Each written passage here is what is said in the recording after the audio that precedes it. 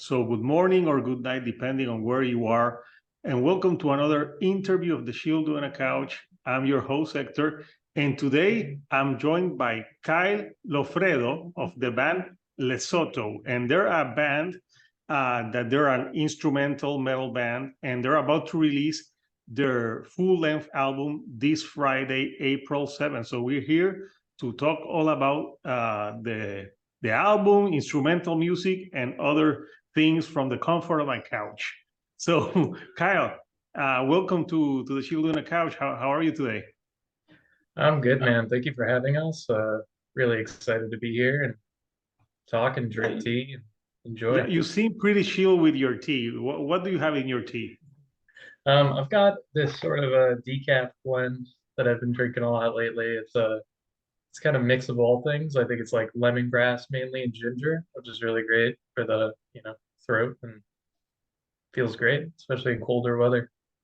Oh yeah, I know the band is in Boston, Massachusetts. So, Yeah. how's the?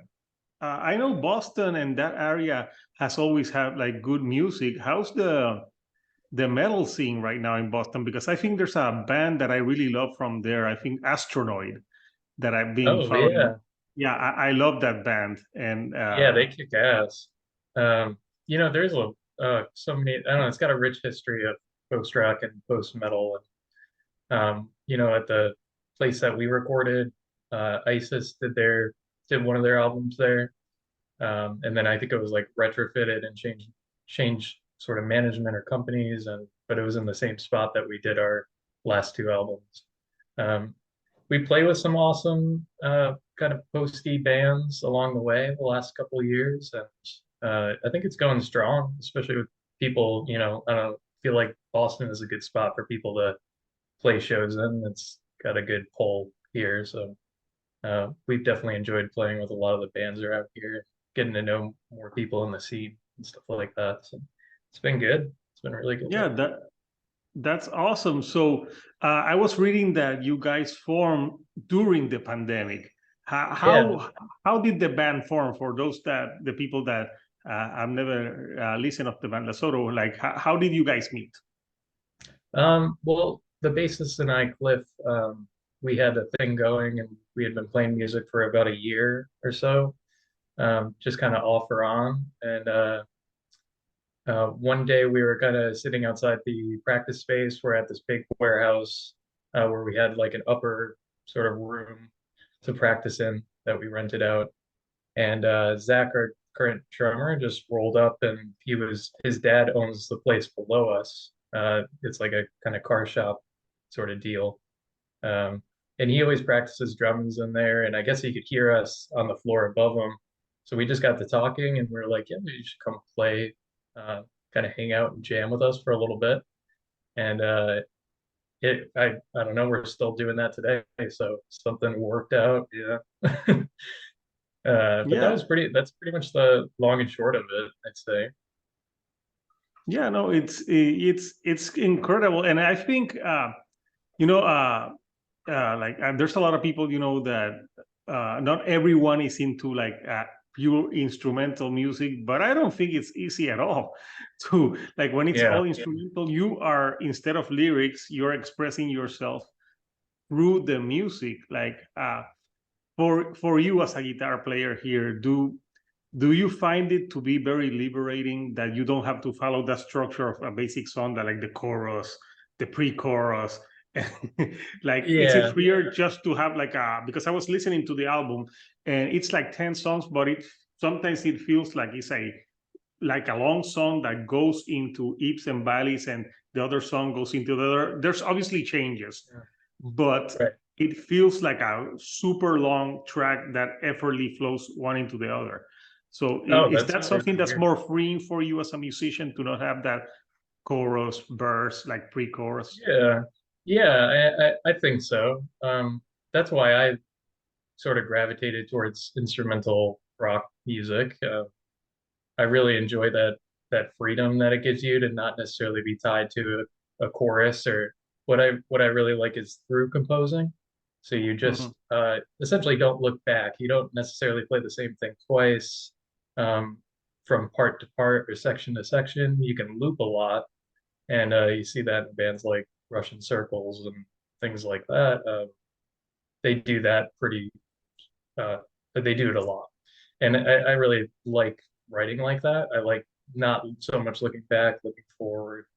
But at the same time, it's really funny because it is daunting going into and writing an album or even a song or even a part for a song, because when you have that much freedom, it's really hard to solidify things in a lot of ways. You know, you could have this be anything you want. So it's really a blank canvas almost all the time.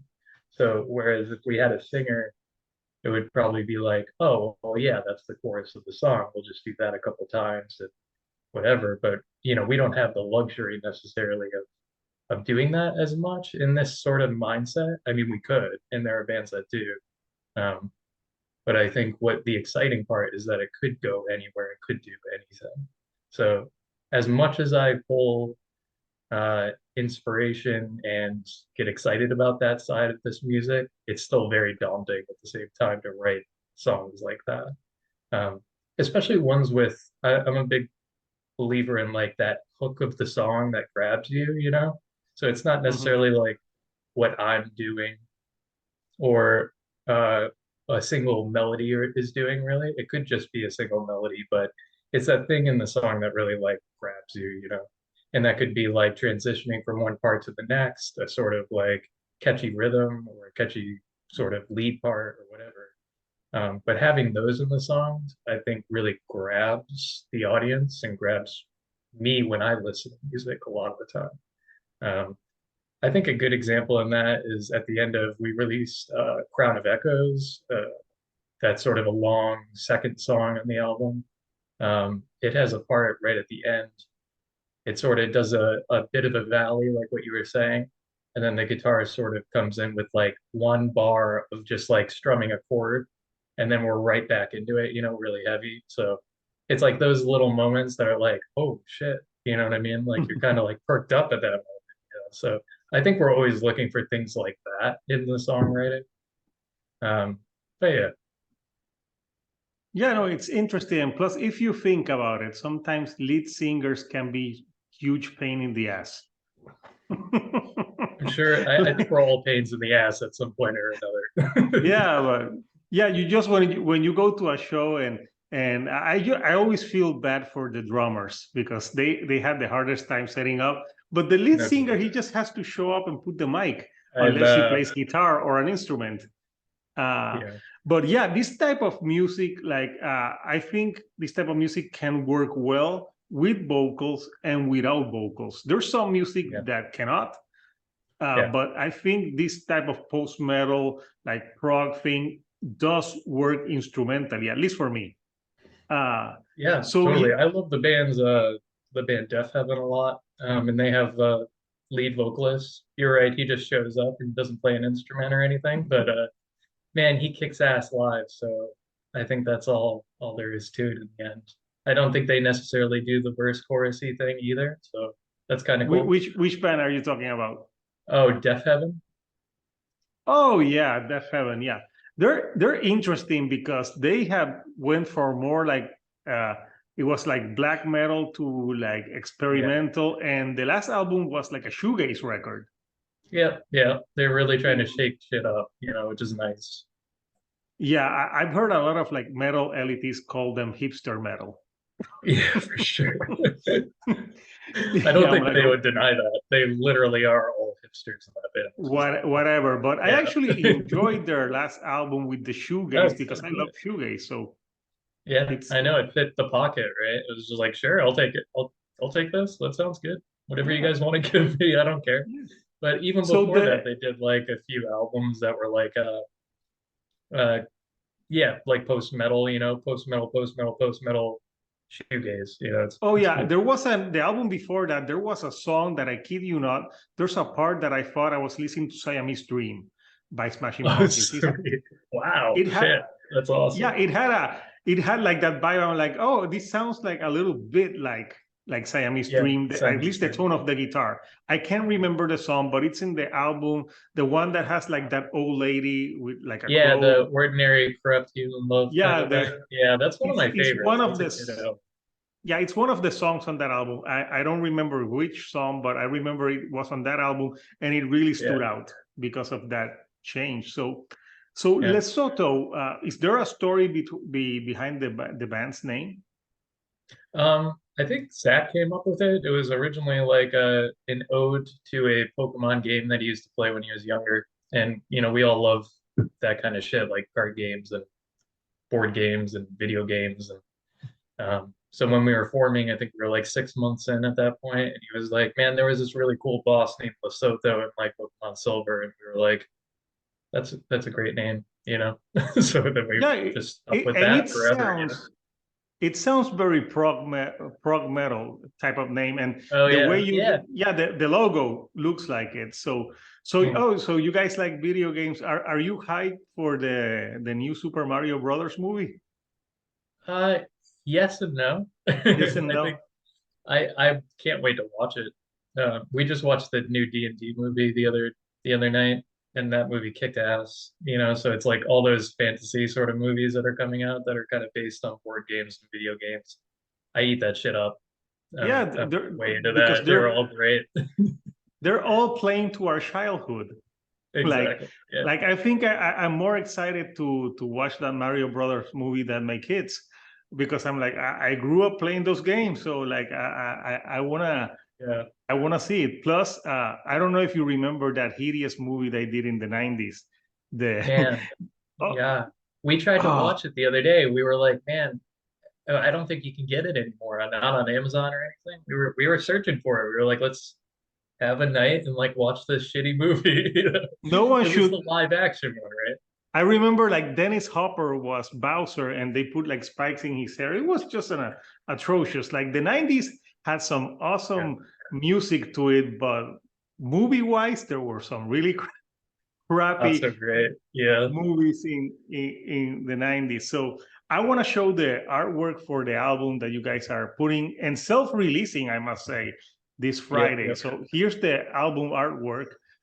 This is just exquisite work. Who did this album cover? So we got contacted by a collective called Jack Hillside Collective, and they're from France, I think Bordeaux, and they do all sorts of commissioned art. They do really awesome stuff. They said they heard Summer Wars, our previous album, and they really dug it. And they asked us, if you're interested, we'd like to do art, for whatever you guys do next. And we said we are working on something now, and we love your art style. And they had a lot of like images like this, a lot of different pieces, but we worked one-on-one with two of the artists there, and they just blew our minds like every time they sent something over. I think, man, this was like kind of like the first draft. I remember seeing this and being like, okay, we're done. Thank you so much. This is amazing. Oh Um, yeah, but it yeah, looks. I like the. It looks like an oil painting, very vivid colors. It looks like something that I would put on my wall. same, Like same. Yeah, it, we talked a lot it about like decomposition for them. We gave them a very like loose framework to work by. We gave them the album name through the Dying Light we had at the time. So we were like, you get the album name, and then some of the things we were thinking were like, coming together. It's sort of duality of light, dark, decomposition was one, and yeah, they ran with it, and then they spun that off into a shirt and a logo for us, which you can see in the bottom right. oh yeah, it looks awesome. So uh the album title, Through the Dying Light, uh does it how did you come up with the with the album title? Like does it have a meaning for you guys? Oh yeah, I mean, I came up with that one. Uh, I think it's like as much up for interpretation as anything else, but I know it means something to me, personal. Um, I think it's like it talks about, finding that light through like the dark times. That's a pretty straightforward shot on the album, and like going through much. I think it also complements like our sound artistically, where we're going through a lot of lighter sections, a lot of melodic Yeah. sections with clean and gentle guitar, swelling drums, and things like that, and then building up into these like really dark sort of almost metal sort of fuzzy sections that we get into. So it sort of runs the range of that.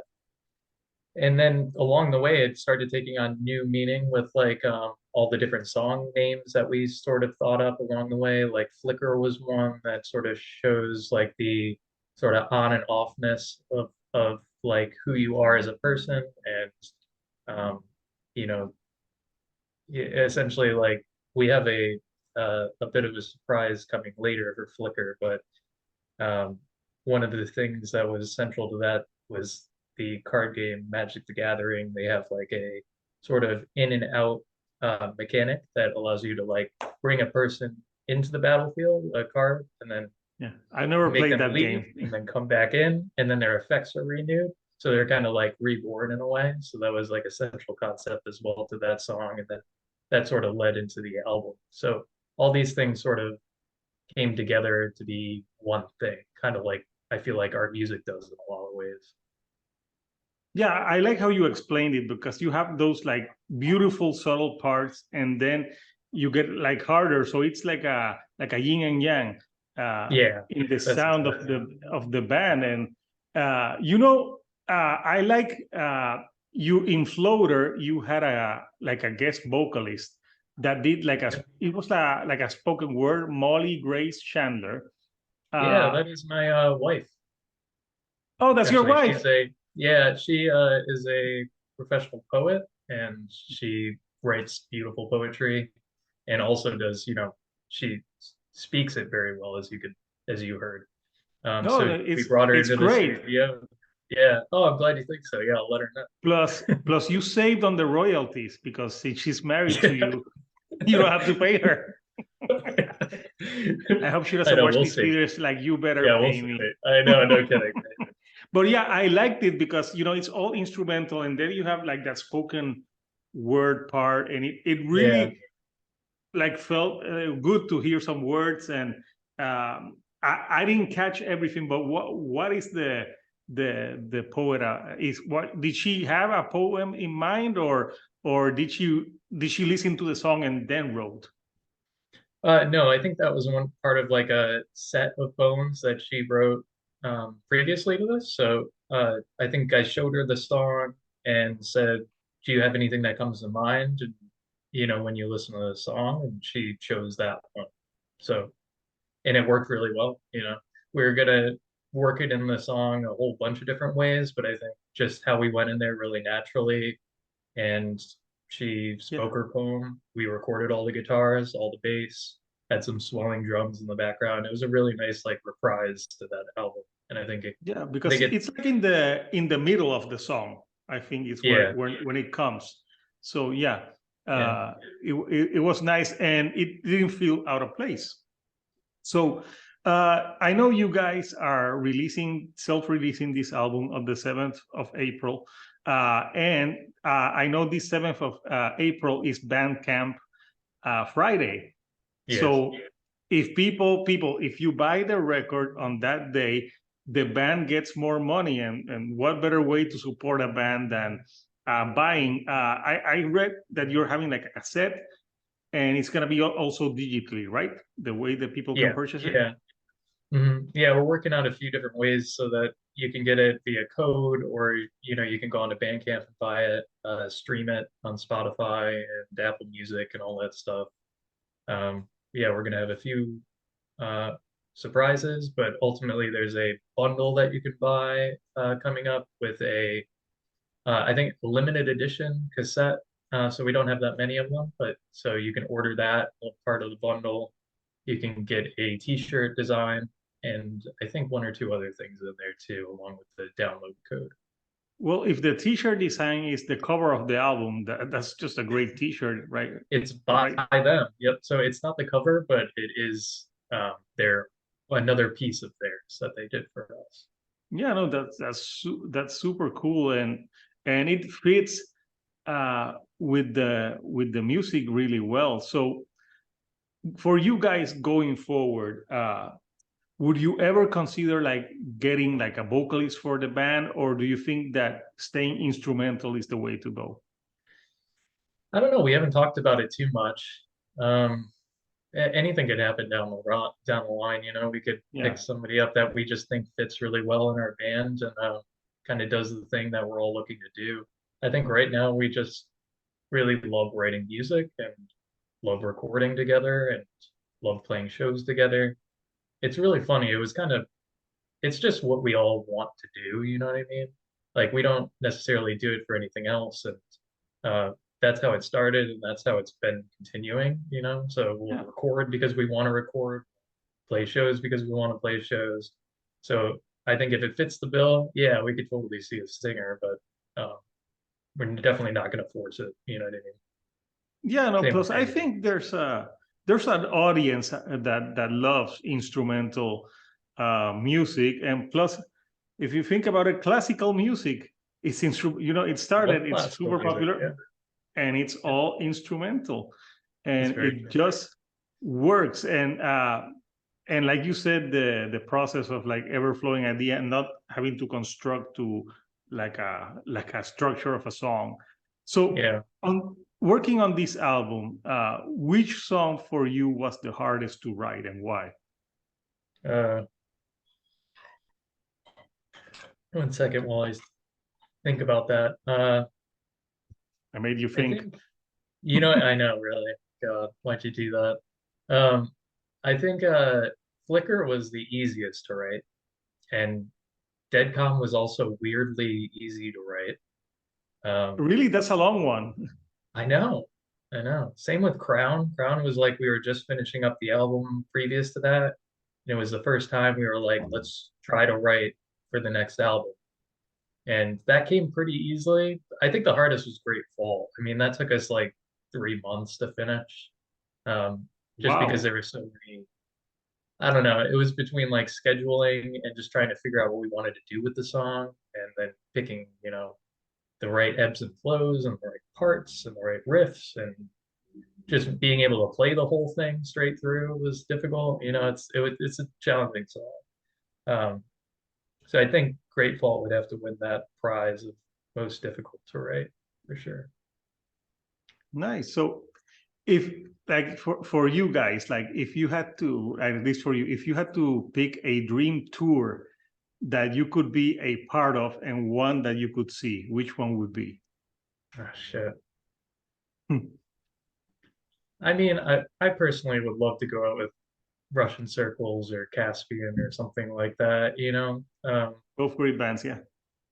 Yeah, yeah, they're great bands. I would also like I mean, a lot of my influence was, I know that I don't think they play shows anymore, but Red Sparrows was a lot of influence for this album. I listen to them a lot. I would love to play with Deaf Heaven and like anybody like that. Um, yeah, I think those are my top three, probably top three or four right there. I know the guys would probably have like vastly different artists than I just picked, but I think those would be my top three, like Caspian, Russian Circles, you know, just so many. Yeah, it's It's really just so hard to many to name. choose. Yeah. So I know that to promote the album, you're having a show. I think it's on the 15th. Yep. What Yep. can you tell us of that upcoming show? It's in Lowell. It's at Tafeta. Yeah, we're kind of doing it as an album release show. It's going to be a lot of fun. It's stacked. It's got Sunflower, The Sound That Ends Creation. Just a lot of good bands on this one. Karate Steve, we played with them a lot. They're Yeah, I good see the friends of ours. Lotus Eater is going to be there. Oh, Yeah. yep, Lotus Eater, yep, yep, they rip. So it's going to be a crazy time. We're really excited to be able to like announce, fully get behind this album at that show with them. So it's going to be really awesome. Yeah, but that's in Yeah, no, Lowell. Yeah, yeah. should be fun. So Kyle, I want to thank you for taking some time of your day to talk with me about the upcoming album and the making of it. And yeah, I love just finding out these informations about the music and what's behind it.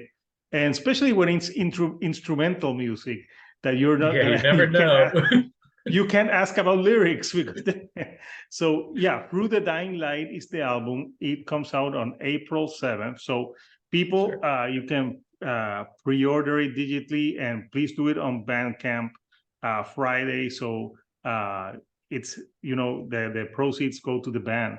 So Kyle, anything you would like to say to people who are watching this video?